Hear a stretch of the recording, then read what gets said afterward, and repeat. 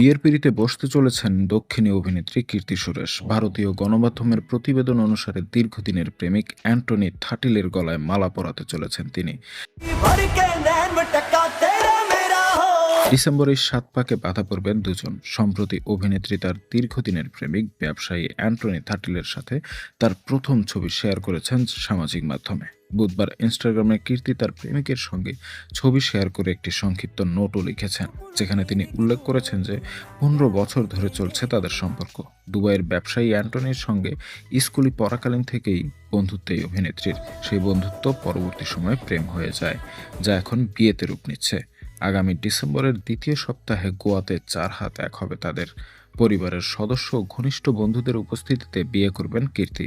ডিসেম্বরের ৯ তারিখ থেকেই শুরু হবে বিবাহ উৎসব, চলবে ৩ দিন। জানা যাচ্ছে কীর্তির বিয়েতে হাজির থাকবেন থালাপতি বিজয়, অ্যাটলি কুমার, ন্যানি সহ দক্ষিণী অনেক তারকা উপস্থিত থাকবেন। পাশাপাশি বলিউডের বরুণ ধাওয়ান সহ আরও কিছু অভিনেতা অভিনেত্রী।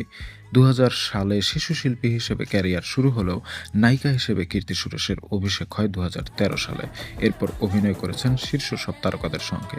২০১৮ সালে মহানটি সিনেমায় অভিনয়ের জন্য জিতেছেন জাতীয় পুরস্কার। কীর্তি সুরেশ দক্ষিণের অন্যতম জনপ্রিয় অভিনেত্রী। দক্ষিণের পাশাপাশি বলিউড আইটেম গানও নিচে আলোচনায় এসেছেন তিনি। সম্প্রতি বেবিজন সিনেমার গান ন্যান মাটাকা রিলিজ পেয়েছে। গানটিতে আবেদনময়ী রূপে দেখা গেছে কীর্তিকে।